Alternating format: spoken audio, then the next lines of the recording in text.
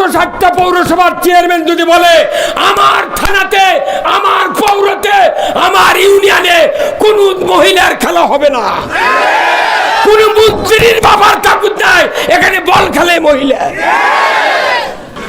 এই তো বাংলাদেশের বক্তৃতা। শোভা না হয় ভালো। হ্যাঁ, কত যে দেশে সবচেয়ে বড় কবিরা গুনাহ গুরুনাপ মহিলা ফিল্ডে বল খেলা, এত বড় কবিরা গুনাহ পৃথিবীতে নাই।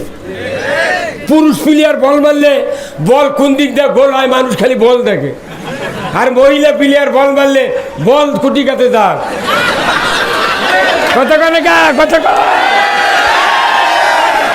প্রকাশ্য দিবালোকে এই বাংলাদেশে 460টা পৌরসভা আছে।